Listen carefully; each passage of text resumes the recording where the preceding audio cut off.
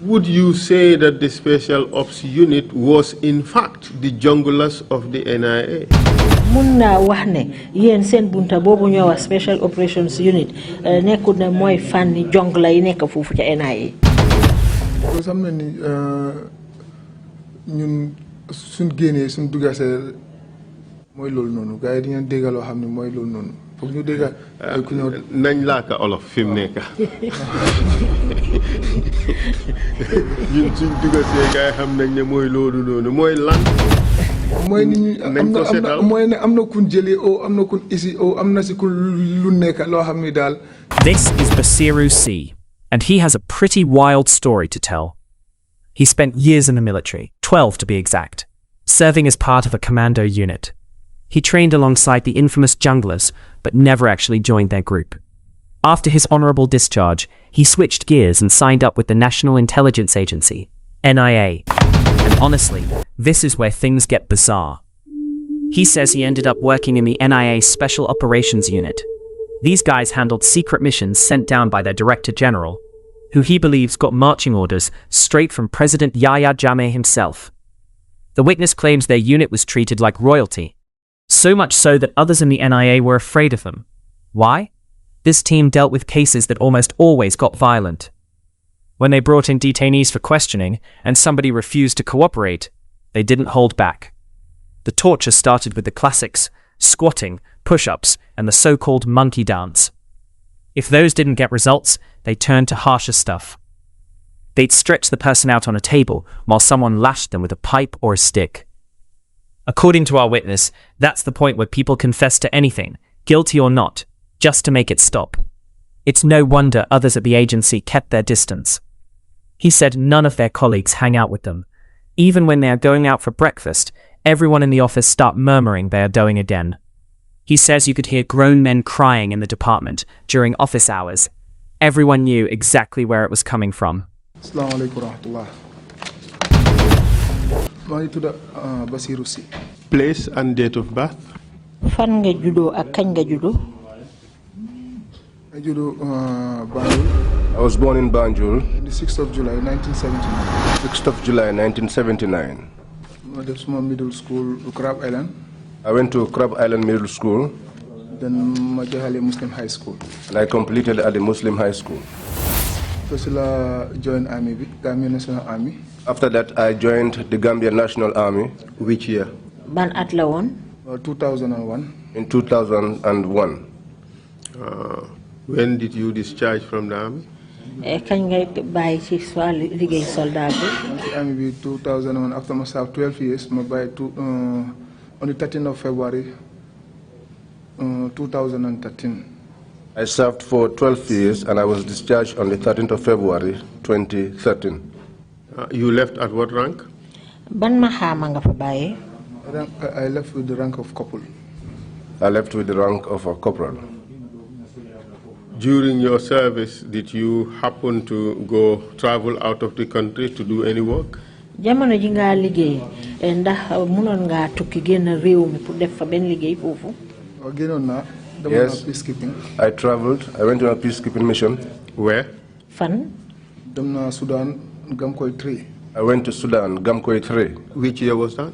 Ban at la won? I believe it was 2006. I believe it was 2006. Okay.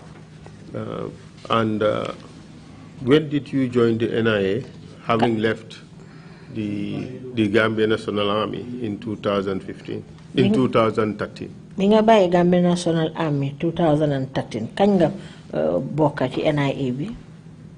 I joined the NIA 2015. After completing the training, where were you deployed? Bi nga matale jàng boobu nag fan lañ la ebal pour nga liggéey fa? Your special operation. Then I was attached to the Special Operations Unit. Our OC was Lamin Dabo. What do you mean by OC? OC? Officer Commanding. Followed by who? Ku ci toppoon?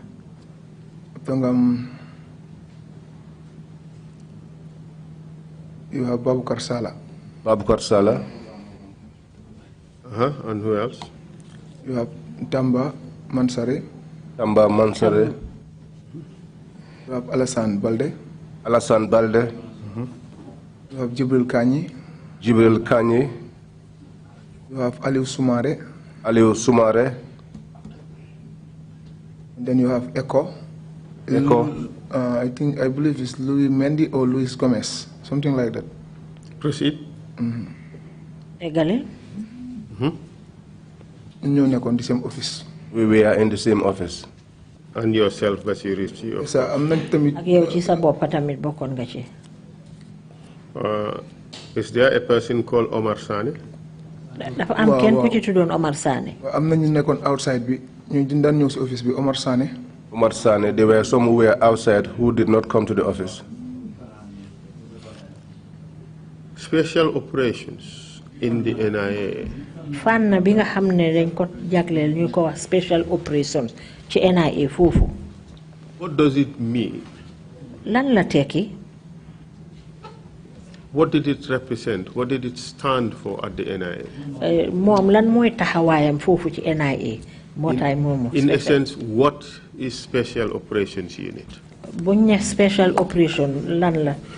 Make us understand what that unit is. Dañ bëgg xam fan bobu nekk ci NIA ñu ko wax special operation mom lan la tekki? To my own understanding, it was we only do special operations that are ordered to do. By my understanding, I think we were there to do special operations that we were ordered to do. Mr. Witness, you speaking in, you're supposed to be speaking in. It's understandable. I apologize. I apologize. Office bi ñun liggéey yu ñu dé santé rek liggéey yoy nga xamné la duñ ko dé santé kenn. I believe our office, what we do is those assignments that are only delegated to us and us alone and not any other person. And what type of operations would those be? Lolu nak yan façon liggéey lay doon? Most of the time daf dé nek liggéey yi nga xamné tamit daf dé joggé ci kaw rek suñ aussi dafa dem ci DG ñew ci ñu liggéey bo xamné dafa joggé maybe from the president. Most of the time our assignments come from the top. Our OC would go to the DG and get instructions, and probably those instructions too must have come from the president. Why do you think that? Lu tax nga foog lolu? Because ñun doon dugalantel ñep ak ñun daan jël yépp tamit so xolé ñoma president bi ñoo doy jëflanté. The people that we were dealing with and the people that we were picking up, most of the time are people who had differences with the president.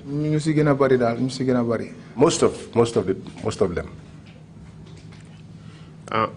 This unit, tell us about its work arrangements. Bunta bobu wax ñu seen liggéey mom naka lañ ko dé tëralé? What time do they come to work? Ban waxtu la ñoo liggéey ci? What times do they carry out their operations? Ban waxtu la ñoo def seen liggéey yi ñu wara def? Ñun mom sun office bo man time buñ ma fa posé. The time that I was posted there, dama dan téla ñew trop. I usually came very early. Dama dan ew from Busumbala ma ñew Banjul fala julé fajar sa most of the time. I travel from Sumbala to Banjul, and most of the time that is where I usually did my morning prayers. Dama dan teel a jóg because maa ngi toogoon aw ma job after bu ma amee job bi après ñu post ma special ops maa ngi jël liggéey bi tamit ma fonk ko ba bu ko dee dama dee teel a ew teel a egga foofu man maa daan njëkk a egga si office bi foofu noonu. I usually wake up early and get to work. Most of the times I'm usually the first person because for a long time I did not have a job. So when I secured this job, I took it very seriously. When I come there, it's the women I find who are doing the cleaning, and those are the ones I usually find in the office. It got to a point where even my colleagues said to me that you are usually early to work. Most of the time,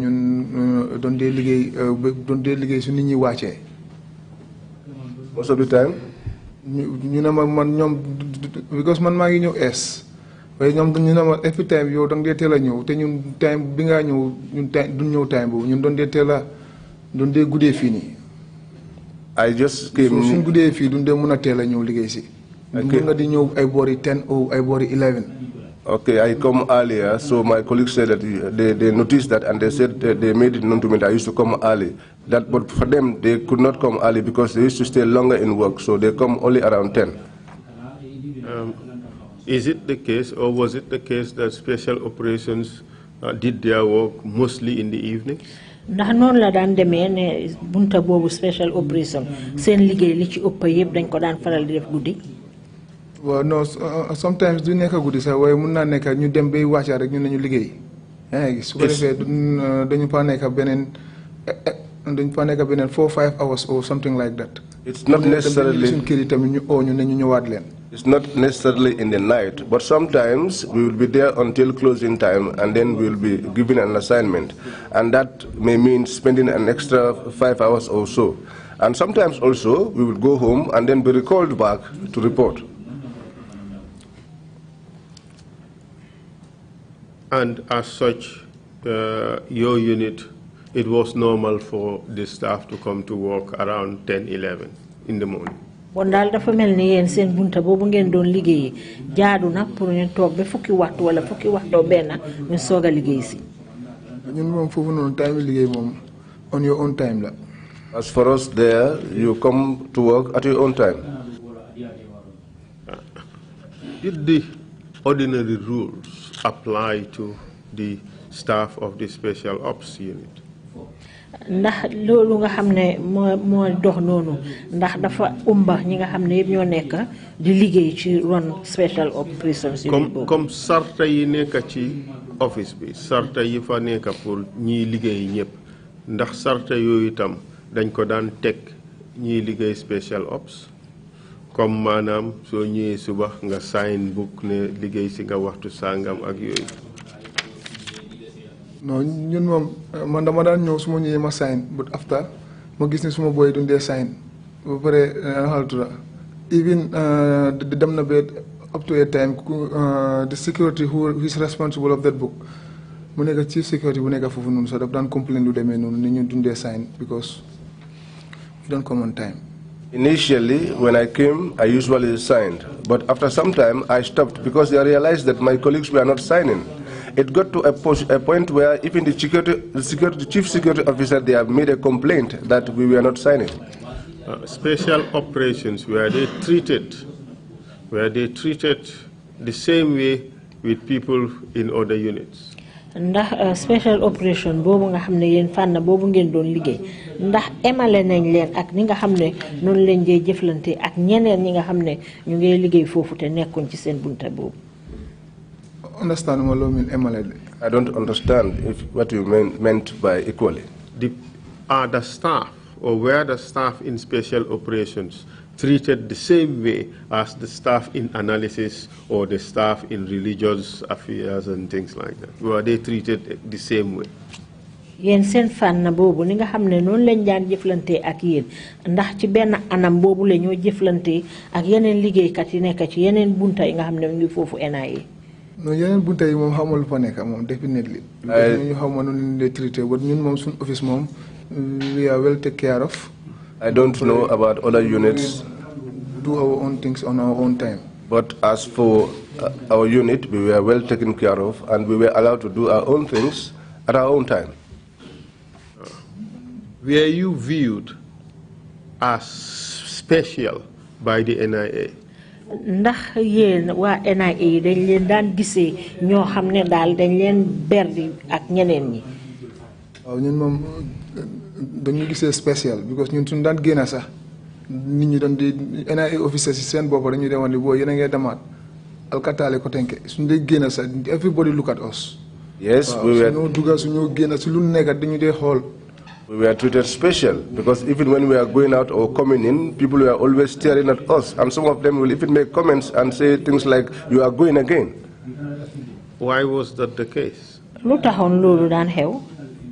xam ne ni ñun suñu génnee rek ñu ngi si liggéey ñun suñu génnee rek liggéey la liggéey bi nga xam ne liggéey boo xam ne NTK la kenn warta xam naka la fa taajoo. When we go out, they know that we are out on work, and they know it's NTK, and nobody knows how to explain that. What is NTK? NTK? That is something which no other person should know, only us. NTK would stand for need to know. Yes. Right. But your activities, did it instill fear at the NIA? Yen sen yengu yoyu ngeen dee def ndax dinay dugal raklu fofu ca NIA. Dëgg la kay ñun moom. Yes. Suñ liggéey moom daf dee tiital ñu bari sax. Gars yi duñ dee xam ñu ci lu nekk ba pare doon dee gis suñ activité si up and down so doon dee toog di gossip suñ affaire di wax ni gaa yaa ngi si lii gaa yaa ngi si lii duñ xam sax ba pare dañu dee bàyyi xel bu baax daal. Yes, it scares people because they don't know what we are up to. They only see us going in and coming out, and they usually gossip about us. And what aspect of your work instilled fear on the part of other operatives in the premises, the NIA? Ban fanna ci seen wàlli liggéey bi moo dee indi raklu ci ñeneen ñi nga xam ne ñu ngi liggéey ci yeneen bunta yi nekk foofu ci NIA. Because ñun suñ dee génn ñu ngi génn suñ moto. When we are going out, we usually left with our vehicles. Suñ moto bi is tinted, kenn du xam lu ci nekk. Our vehicle is having tinted glass. Nobody knows what is in there. We don't office, analysis, office talk di waxtaan or di naan ataaya yooyu noonu. We don't go to any office. We don't go to analysis or any other office to sit with our colleagues and brew attire or anything like that, or even chat with them. ñu ngi toog suñu side ñu ngi def suñu liggéey daal. We are secluded. We are only at our area and doing our work. That by itself would not instill fear on anyone. Loolu rek ci boppam day mënta indi raklu ci kenn. Waaw xam nga fii moom nit ñi suñ la gisee yaa ngi dugga di génn te xamul ci loo nekk te ñu teg ni yaa ngi garaaw fekkate yow sa yaa ngi def sa liggéey yow xamuloo naka la fa taajoo. You know, when people see you going up and down and they don't know what you are up to, sometimes they just assume that you are dangerous or something like that. Mr. C, isn't not really the brutality with which people who come to the special ops were treated, which actually instilled fear, and not the fact that people just see them going up and down? Ndax nekkut ne nag toroxtaane bi nga xam ne moom lañ dee teg ci kaw nit ñi dee ñëw foofu ci seen fànn boobu moo dee tax nit ñi di tiit di ragal seen mbir waaye nekkut ne liggéey yi nga xam ne moom ngeen di def la. Exactly loolu la because sometimes gars yi dégg ay yuuxu foofu noonu. Exactly because most of the time duñ dee bëgg a def yooyu bëccëg bi waaye am na ñoo xam ni foog ñu understand nga si bëccëg bi noonu so loolu tamit su ko gars yi déggee gars yi dañ dee nii di wax duñ xam naka la fa taajoo so yooyu yëpp daf dee ragaloo nit ñi sax pour ñu ñëw suñu environment. Exactly, that is it. Sometimes they hear screams from our end, and sometimes we don't even want to do things in the daytime, but in some occasions we have to do that. And so when they hear these screams, they are perplexed. They don't know what is really happening. Isn't that in fact the reason why whenever your team set out to go on an operations, they tell you Alberta Lekotenke? Ndax loolu rek sax waruta tax be yéen seen kuréel googu saa yi leen jógee pour génn pour defe seen liggéey rek ñu ne leen yéen a ngay demati de. True. And why would they say that? Lu tax ñuy wax loolu. Because xam na ni ñun suñ génnee suñ duggasee mooy loolu noonu gars yi di ngeen dégg loo xam ne mooy loolu noonu foog ñu dégg ku ñëw nañ laaka olof fi mu nekk ñun suñ duggasee gars yi xam nañ ne mooy loolu noonu mooy lan. mooy ni ñu mooy ne am na kun jëlee o am na kun isi o am na si ku lu nekk loo xam ni daal kenn du xam. dinañ ko teg mbugal gu métti soo moytuwut. Wow, te so mutu dina ko fa kenn du ko gisati dina ko fa tek 2 days 3 days yo xamni kenn du xam kana nek ci biir dañoo bëgg xam kan la duñ mëna xam kan la. Yes. When we go out and they know that we are up to something sinister, and when we come in, they would suspect that we may have someone who would be kept for 2 or 3 days, and because of they not knowing, that used to also add on to the mystery about us. But would you also agree that the screams even adds to the mystery as to who that is or what is being done? Foog lone yuuxu yi nga xam ne sax nit ñaa ngi dégg muy bàyyee ko foofu ci seen bunta bi noonu loolu yokka na li nga xam ne tax na ba nit ñi di jaaxle di xalaat kan la doon ak lan lañ fa nekk di def. True. Tell me whether I am wrong. Léegi wax ma mun naa juum. Would you say that the Special Ops Unit was in fact the junglers of the NIA? Mun naa wax ne yéen seen bunta boobu ñoo wax Special Operations Unit nekkul ne mooy fànni jongla yi nekk foofu ca NIA. You can say something like that. Mun naa nekk. It can be. Why do you agree with that? Lu tax nga ànd ci loolu? Because ñun activity bi rek nañ na def ñun moom xam nga mooy loolu noonu. This is the only activity that we do. Action bi rek ñun xamuñ mooy loolu noonu de. mooy ni ñun moom xam nga NIA bi gars yi dañoo ñëw wax ñu naka la fa taajoo. Naka la fa taajoo moo nekk gars yi di men sa dee different office la waaye ñun ñu ngi gis ne ñun suñu boy yi ñun moom all the time ñu ngi si action. The men are there si action ñun action yi gars yi dee lii nii ñun yooyu nañ dee def mooy nekk ñoo dee dem jëli nit yi ñu waaw mission bu ñu dox daal mission boobu dañ ko dee complice. Yéen a dee jëli nit ñi. Waaw. Yéen a dee dóor nit ñi. You beat people up. waaw gars yi dañ dee dóor moom. They used to beat. Let me take that back and say it in English. Your unit would be the unit that would go out to carry out the arrest. Yéen seen bunta boobu yéen ay génn dem jàppi nit ñi indi. waaw dafa nekk arrest yi nga xam ne dafa nit comme su nekkee koo xam ne dafa resist o mu nekk koo xam ne doon am ni kii dafa garaaw or dafa something like that daal. High profile. These are high profile arrests of like persons we suspect will resist or are deemed to be dangerous. IG, Inspector General, top officers, people like the Inspector General and other top officials. And where beatings are to be expected. Who would carry out those operations? So fekkee ne sentu nañ ne nag dóor dafa war a am ñan ñoo ko def. Well, am nga su fekkee isi neen fa nit. If at all they bring there a person. Waaw koo xam ni dafa moom neen soxloon ñu dem jëli ko isi ko. Someone that we wanted and have picked him or her up. ñoom dañoo duggaa moom si biir su aussi duggee moom si biir jël statement am oo jëm koo neexal wax mu bañ a wax.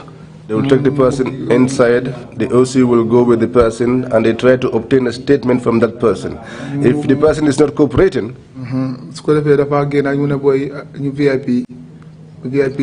he will go out and tell the boys to give the individual a VIP treatment.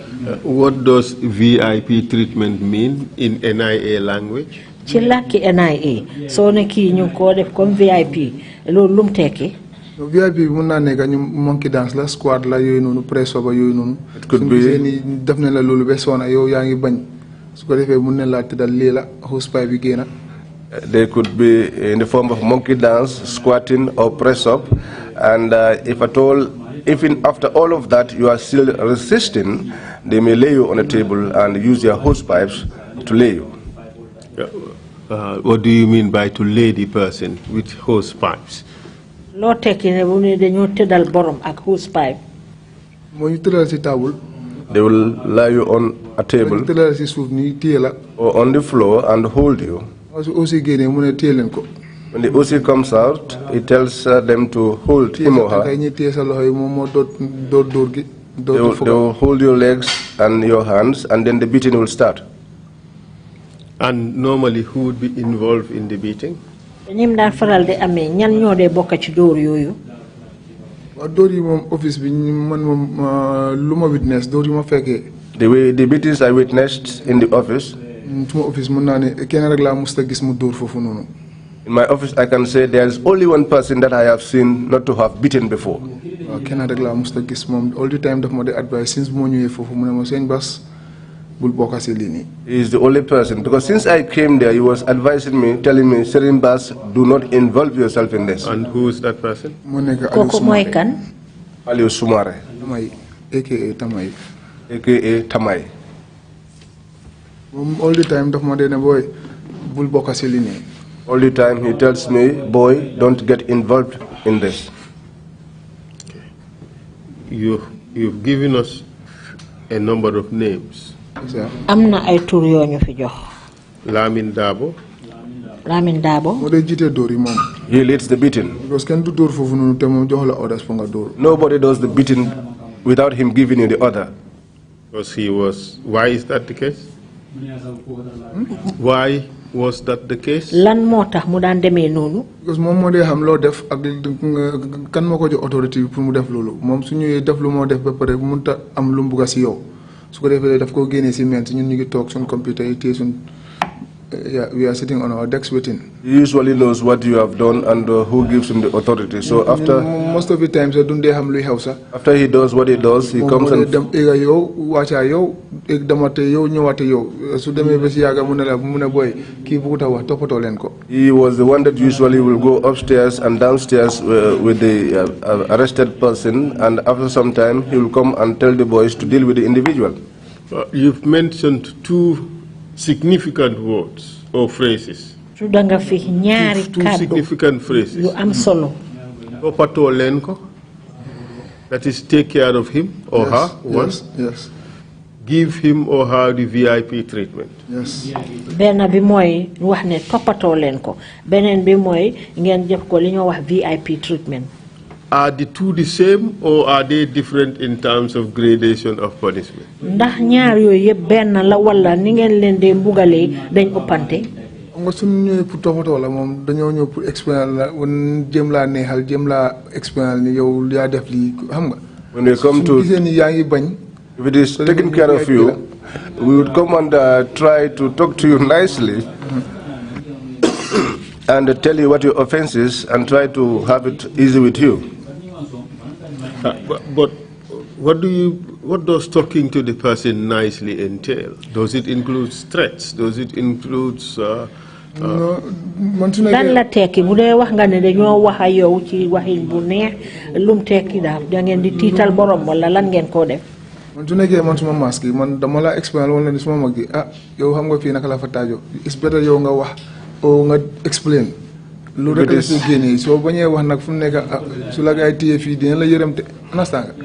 noonu ne laa jéem a raabee jéem laa explain di la wan ni lii moo fi nekk da ngaa wax soo nekkee ku dëgër boppa nag ba gaay téye la bu moom di nga wax sax ba wax loo defut. If it is someone like me, I'll usually come and tell you, my brother, you know, here it's better that you talk and explain what you know. Because if you don't, what will come after that is something that will make people pity you. You may even say, what if you don't stop, you would be beaten mercilessly, and to the extent that you may even say some of the things that you did not even do. That's what he said. Most of the time, man, understand, since mo ñëwee fofu nonu xamoo ni sa lolo fa nekk. When I newly came, I did not know that was what happens there. After the more regret, sa luta guy is my office bobu nonu. Later on, I regretted why they even took me to that office. Because mënuma understand suma badge bi yëpp man kenn rek ñu génnee ma yóbbu ma fofu nonu special operation. I could not understand why I was the only one in the entire badge, my badge, that was attached to that unit. When you were in the army, what special training did you do? ba nga nekkee ci wàllu army bi yoon façon jàng nga xam ne moom nga fa def. That's my basic recruitment training, and then after my commando course, TGTT commandos. I did my basic recruiting, and then I did a commando course. And tell us your classmates, your batchmates who became junglers. wax ñu ñi nga bokkandooroon benn classe bi ñan ñoo ci nekk jongula. Michael Jatta, small class. Michael Jatta was my class.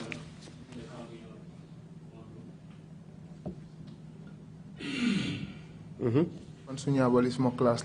Fansu Nyabali was my class. Aliu Jeng, small class. Aliu Jeng was my class. Rambo, small class.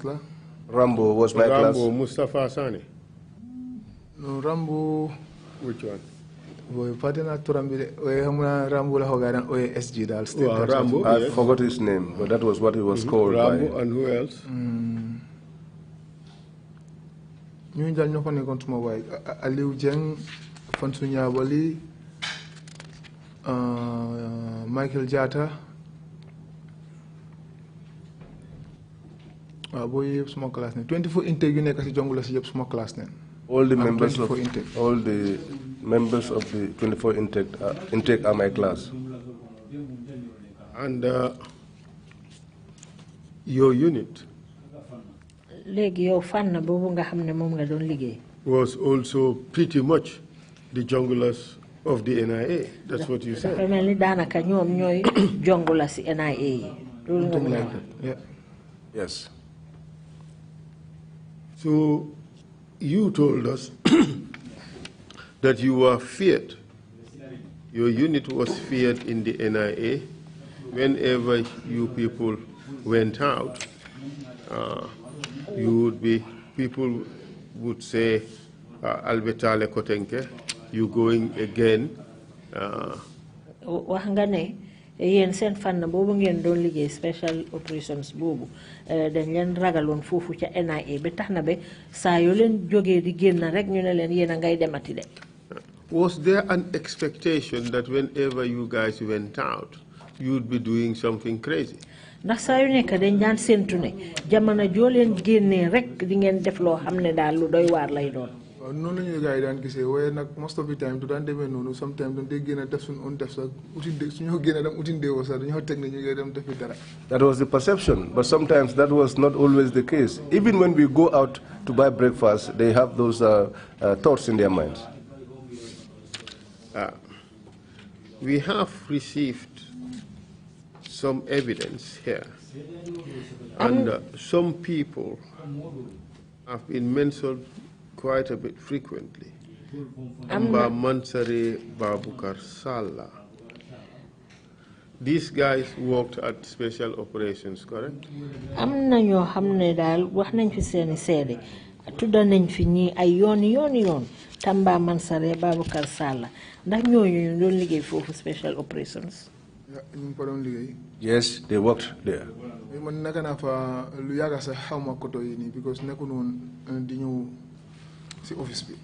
I worked there for a long time, but I did not know these individuals because they weren't coming to the office.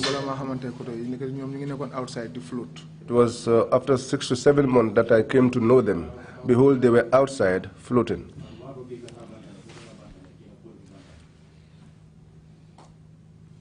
How about this person called Assassin?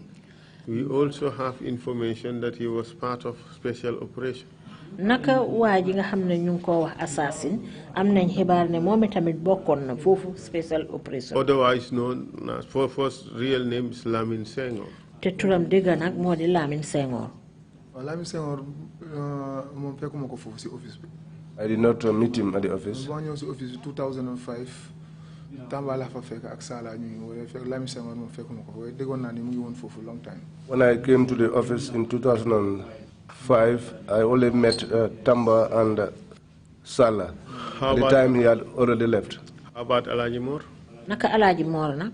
Alaji Mor tam fekkuma ko fofu non. I did not meet him there too.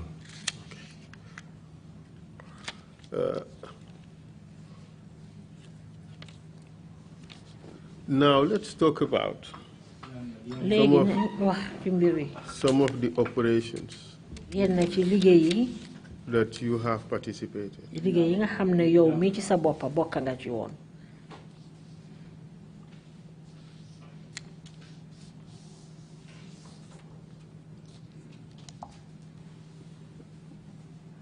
Let's talk about some of the operations.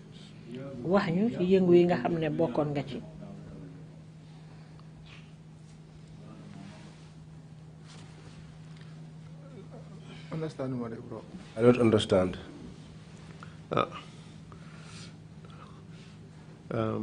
Tell us some of the operations. wax ñu yenn ci sa wàllu liggéey yi nga doon def. ci operations wax ñu ci special operations seen génn yi gaay di dem ak liggéey yi gaay di def nañ door di waxtaanee ak yooyu benn yi nga xam ne fekkee nga ko. But let's start with, at the outset, what was your work? What was your role at special operations? Chen door tega nak yow mi ci sa boppa lan moy won sa liggéey lan moy won sa taxawaay ci wàllu liggéey bi. Man since bu ma posé foofu noonu dama ñëw ci office bi ñu introduce ma men ci won ma ni ñi ñoo nekk men ci way fii everything is confidential. When I newly came, I was introduced to the men and I was told that everything that happened inside there was confidential. Most of the time directives yëpp dafa jógee ci président bi. And that most of the directives came from the president. dafa mel ni ñun special operation bi ñun dañ fa nekkoon rek pour big man bi. So it looked like we were there as special operatives for the big man. Did you have any regular contact with the junglers? Ndax ding daan am jokkoo go xamne the special operations unit I mean. Yeen wa special operation unit ndax daan ngeen faral di jokkoo ak ñi nga xamne ñoy jonglas yi. Nekk naa fa lu yàgg nag musuma xam ni sa jonglas yi doon dee ñëw foofu noonu. I was there for a long time, but I never knew that the junglers usually came there. Well, si kesi Jokoso bi. But in the case of Jokoso, Abbas Jaju, that was when I saw them coming there in the night. Because most of the time, to guide and operation, it was not like you were present in every operation. There were some operations which will be taking place while you were in the office but not aware of.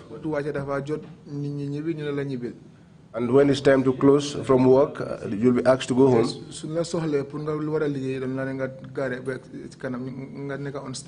And if they needed you for any other assignment later on, they will ask you to stay back and wait.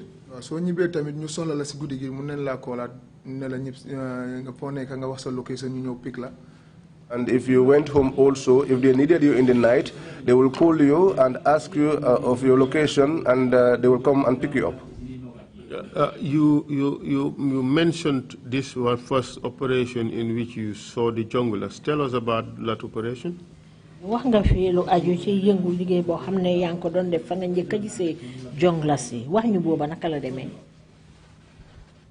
Boobu moo nekk 419 na si ñoom kii nii intérêt ji Jokoso bi. That was the case of the 491ers, the case of Jokoso. 419ers. 419ers. Tapale nit ñi di leen nax ci la ay domital wala dara ne la li gold la o diamond la o yu demee noonu o ne la dama jël xaalis ay keesi xaalis di la nax daal. These were the firsters who would bring fake, we were dealing with fake diamonds, gold and money. The commission really is not interested in investigating fraudsters or 419ers as you call them. Commission bi diga ñoom itteelu leen lool pour ñu def ay gëstu ci ñooñu nga ooyee 419 muy njublang yooyu. Njublang yeeg tapalekat yi ñooñu du suñ soxla. But we interested in the human rights violations that were occasioned on all Gambians. Li nga xam ne moo ñu itteel daal mooy yaaxa yelleef yi nga xam ne ñooy doom aadama tem tegu woon ci ñi képp koo xam ne waa Gambia nga. Lead Council man nag yàlla dimbale na ma. Lead Council, God has blessed me. Operation yi demee noonu man fu ma gis human rights abuse moo nekk téye ñoom entourage boobu noonu ñu ñëwoon ak foofu kees yi xaalis yooyu noonu mooy ñoom Jokoso boobu moom fekkee naa affaire si kees boobu yëpp foofu la ma fekka. Tell us, God, about that operation and all the atrocities that happened against these people. Wax ñu li nga xam ne moo xewoon ci li nga wax ni mbir yi ñoom Jokoso wa ñooñu ak la nga xam ne yëpp moo fa xew te warta am. Waaw ñun doon toog after suñ aussi Lamin Dabo mu ñëw mu nañu dafa am yenn money tabulas. We were sitting down. Later, our OC Lamin Dabo came and told us about some money doublers. Coastal Road. They were at the coastal road. The team la way am na ñoo xam ne ñu ngi war a ñëw am na koo xam ne ñu ngi ko war a pick ci airport bi am nañ information ne mu ngi ñëw Gambia. That they were a team, and there was one that was to be picked from the airport. That they got information that he was traveling to the Gambia. Am na ñu nekk Coastal Road. There were some at the coastal road. Before after turntable before the Sukuta traffic lights. One was also at turntable before the Sukuta traffic lights. One after the other, So one after the other, when we pick one, the person will name another accomplice, and we pick them one by one. And tell us about that operation. Give us the full details as to what happened. Who went in that operation? Léegi wax ñu nag liggéey boobu noonu yëpp yëngu boobu ngeen doon def ñan ñoo ci demoon ñana ci bokkoon. Man maa ngi fa woon. I was there. Man maa Alassane Balde. Myself and Alassane Balde. Yeah. Jiite mu fa woon Jibril Kanyi. Jibril Kanyi was there. Jibril Kanyi. Jibril Kanyi. Eko tamit mu fa woon. Eko too was there. Tamay mu fa woon. Tamay was there. We were the ones that went and picked them up. And by Tamayi, you are referring to Aliou Soumare. So na Tamayi koku moy ku ñowa Aliou Soumare. Where did you go first? Fan ngeen njëkka dem?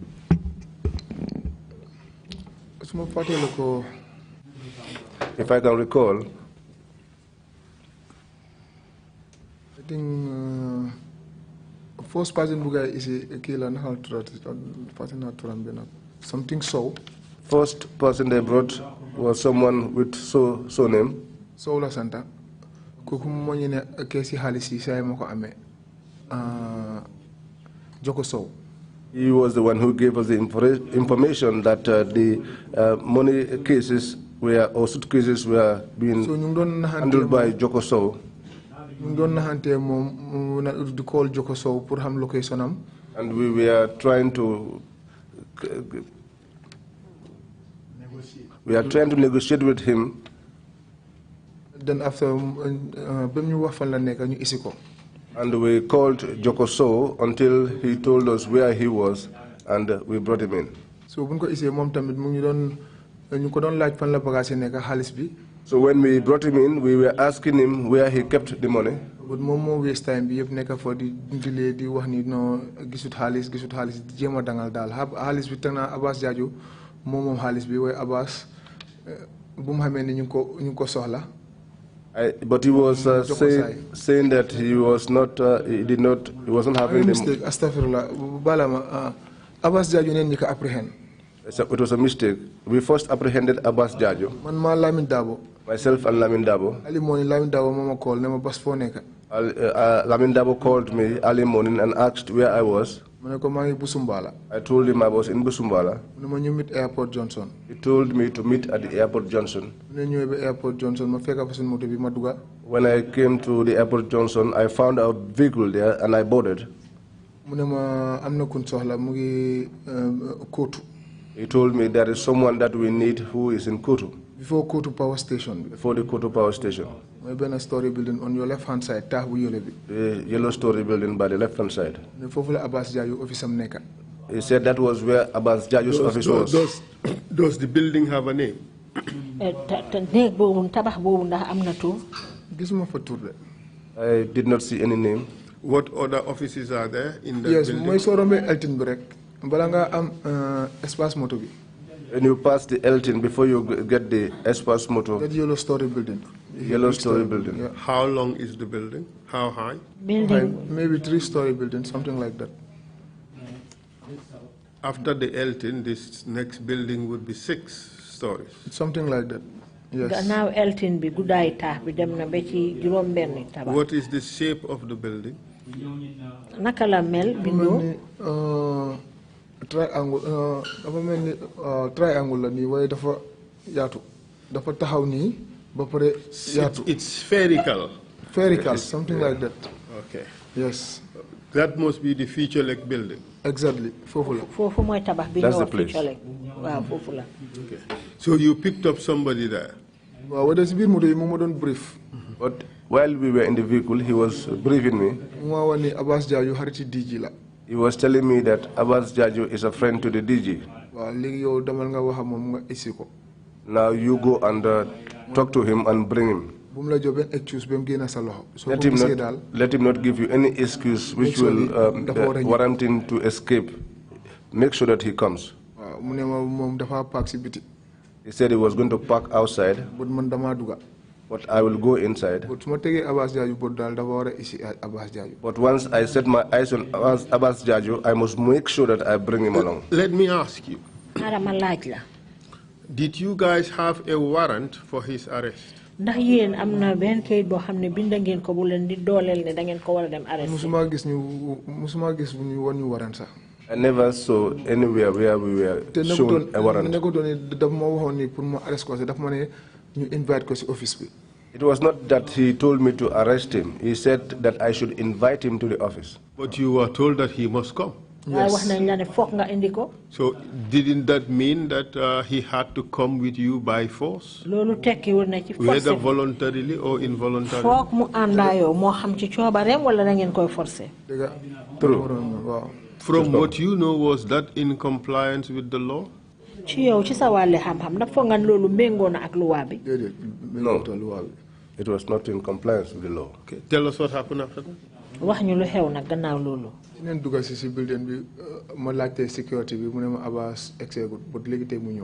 So I got into the building and I asked the security, and he said Abbas has not yet reported to work, but he was coming very soon. So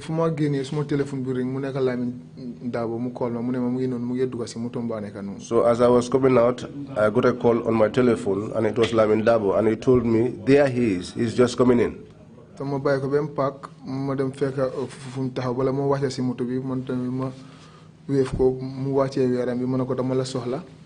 I followed him and to where he parked his vehicle, and before he could alight, I waved at him, and he wind down his car glass, and I told him, I want to talk to you. And when I realized that the door of the vehicle was not locked, I opened the door and went into the vehicle. That was where I told him, we need you at our office. Did you identify yourself? Yes. I'm from the office of the president. Yes, I showed him my warrant card and told him that I was from the office of the president. That statement is usually your cover, isn't it? You are from the office of the president. It feels like you are innocuous, harmless civil servant who was sent to just come and deliver a letter.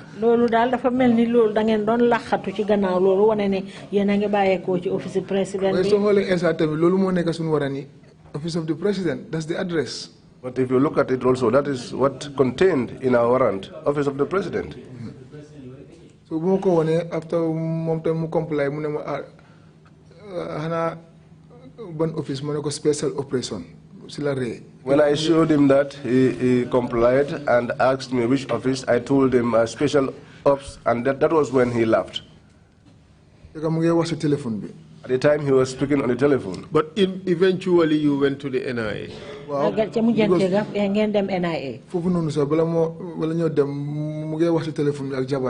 Before we left, he was speaking on telephone with his wife. DG mama oluni jabaram telephone bu ngi speaker because Bluetooth la mu ci moton bi man ko dega. The telephone was on Bluetooth and was on loudspeaker, so I could hear him speak to his wife, telling his wife that the DG needed him. Jabaram mu ko su DG nekon jigen dama ko ne sa chapela. The wife said to him, if the DG were a woman, like I would have accused you, or I would have said that she is your girlfriend. Lamin Dabo wax na ma lolu mu na ma xarti DG la. And Lamin Dabo told me that he was a friend to the DG. And I heard that again inside the vehicle. But, like I said, we're not investigating these people. Yes. What we are investigating is their rights which were violated. Okay, we are not investigating them. We are investigating you for how you treated them. Yes, so let that be our main focus. Comme ni ma ko waxee woon nag ñu nekkul ne ñoom ci seen bopp la ñoo gëstu seen mbir yéen la ñoo gëstu seen mbir ci anam yi nga xam ne yaaxa ngeen ñooñu seen yelleef. Ni la ko traité ñu dem Banjul straight. I treated him like this, and we went straight to Banjul. Bu ñu demee ci security so ñëwee foofu dañ day jël sa téléphone jël sa everything. When we go to the security, usually when you come in, they take your telephone and everything. Bàyyi ko ci security ci ñu duggaa yow ci biir. And you leave them with the security, and then they go inside with you. Wate moom bu ma ñëwee saa wala maa wàccaa moom ci moto bi Lamin Dabo koolaan ma mu ne ma téléphone am bi jël ko bu ko bàyyi ci security ci. So when we came, even before we disembarked from the vehicle, Lamin Dabo called me and told me to take his telephone and not to leave it with the security. Noonu laa jëlee téléphone am bi. That was how I took his telephones. Ma escort ko suñu office. And I escorted him to our office. And of course, the investigation started, as you said. And other people were subsequently arrested. Before the second arrest, did your office do anything to Mr. Jaju? No. The whole day because Mungi one side Lamin Dabo ak DG. Was there for the whole day. In fact, the rest of us did not know what was happening. He was on the side of Lamin Dabo and the DG. When did the situation change? That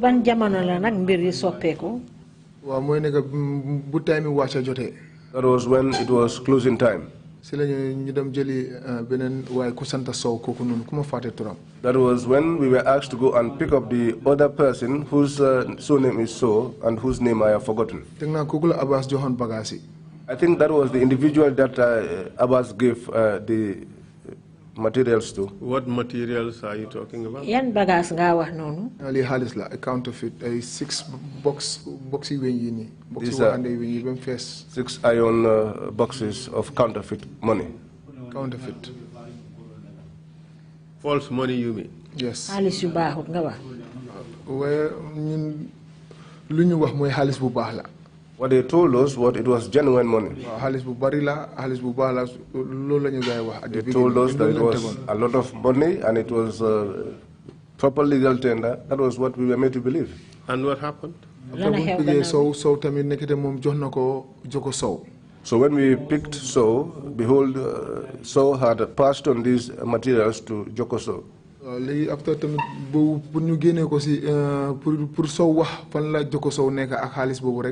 was a problem It was difficult for Saul to tell us where Jokoso was and where the money was. It was difficult, and that led to him being beaten. These are the things we're interested in. Whatever it is that Saul must have done or may have done, he has rights. So tell us how Saul was treated. When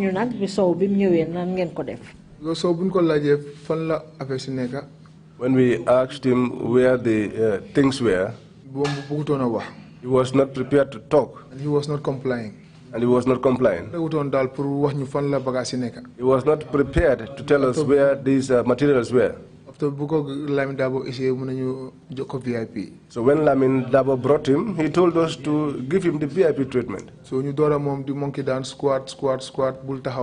started having him to do the monkey dance and to do squatting. He did it for some time and then he said he was tired, he could not continue. And he sat down. And we asked him to do some press up.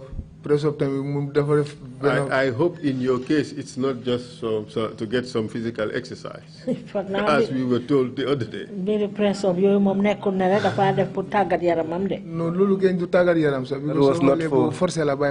was not for physical exercise. It was for forcefully. It was torture. Well, something like that. So after stretch. That was the way things are, but later we stretched him. What do you mean by you stretched him? We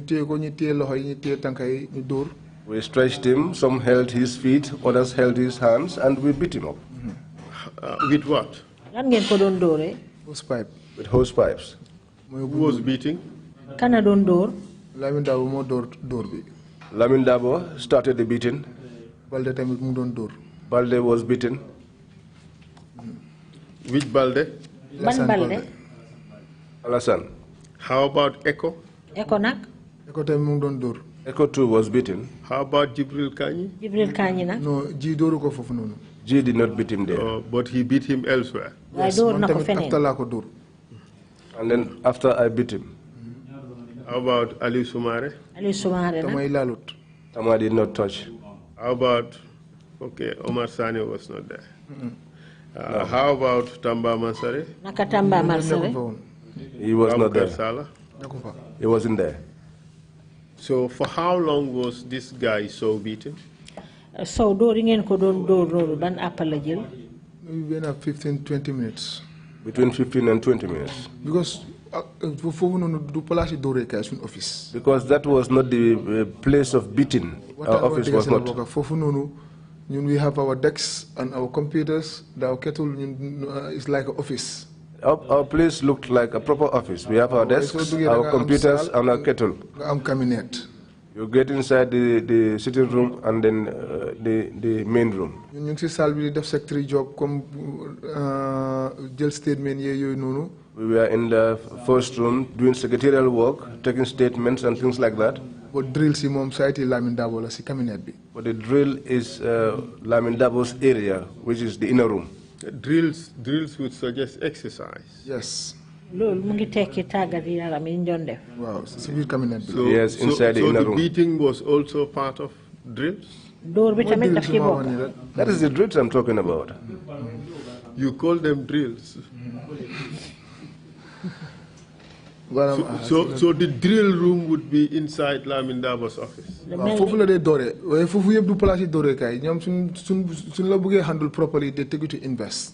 That is where it begins, but that is not the proper place for this type of things. If they wanted to deal with you properly, they will take you to invest. It's next to all offices. Everybody will know what is happening. Because that place is close to other offices, and everybody will know what is happening. But it's close to the seaside. But if they take you to the invest, that place is a lot quieter and close to the seaside. They have everything there. And it's open, they have everything. What do you mean by everything? Everything am ample space. There is ample space with Bahama grass. If there is a need, they can bring you to the veranda. No one will see you. And how about the torture implements, the tools? Do they have them there too? am na juntuwaay yu ma dégg fii si télé bi waaye man moom dëgg musuma faa gis benn juntuwaay su passé pour ni bagage yi pour dóor nit la non musuma ko faa gis foofu suñ fa waree dóor nit booy ñoo dee dem ñu improvise uti ay banta ñi uti ay hose pipe ñi dem uti leneen wala pour ni doon fa am ay bagage yoo xam ni pour dóor rek la non loolu moom gisuma ko fa. Some torture equipment have been mentioned over television, which, truly speaking, I have not set my eyes on. When it comes to beating, the boys will improvise. Some will go and get sticks, others will use hose pipes. But those things that have been talked about, I have never set my eyes on them. Investment is a big hall. We have to paint all red. But I know that Invest is a big hall which is painted red. I also saw a little pump there.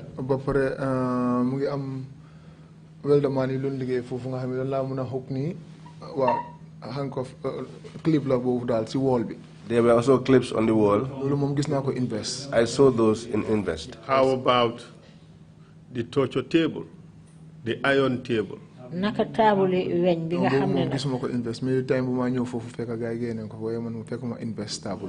did not find it there. Perhaps before I came, they had already removed it. It was removed in 2017. From 2017, how could you have missed it? We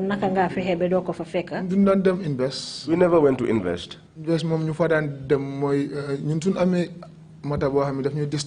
If we had a matter that was disturbing us,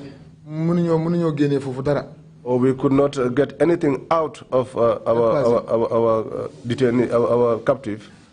Then they will make their own arrangement. You said benn si ñaari nit kuy ñëw guddi.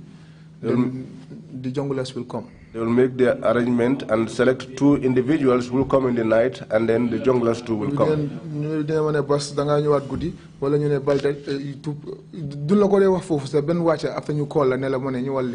In fact, they will not tell you there. They will wait until when you go home, and then they will call you in the night and ask you to report back to work. On first day you call me gudi. The first day I was called in the night was that case. Because most of the time, the modern buga bole si operation gudi yo because so we had you know say ustaz la dafa ñew fi di ñu waré di wax li subhanallah yu démé nonu. So modern buga bole. Initially, they never wanted to get me involved in those operations. But one day, come to the question. Why ustaz bidore di door? No. You don't take a ball. When the ustaz began to do the beatings, they started involving him. Is it? After busmo boy ñewé fofu gaay gis ma jongla si ñabali moma ñeka o fofu bas. When my boys came there, the junglers, Nyabali was the one that told me. I am confidence in man Lamin Dabo. And called me. That was when Lamin Dabo started to have confidence in me. And that night he called me.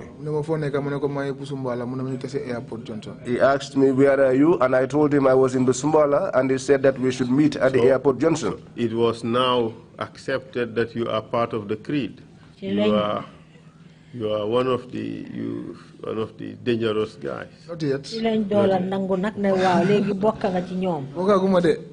I was not yet involved. It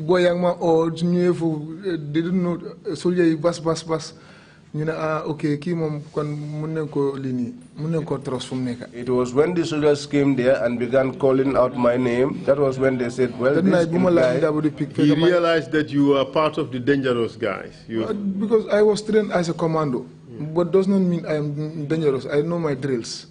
Yeah, I'm not confidence. I think it's the confidence they have that I will be able to execute what they would expect me to do. Mr. Chair.